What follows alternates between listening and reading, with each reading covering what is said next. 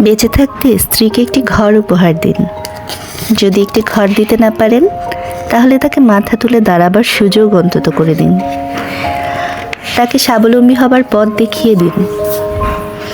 ভালোবাসায় যে মানুষটিকে সবসময় আপনার বুকে জায়গা করে রেখেছেন, আপনার অবর্তমানে যেন তাকে পথে গিয়ে দাঁড়াতে না হয়।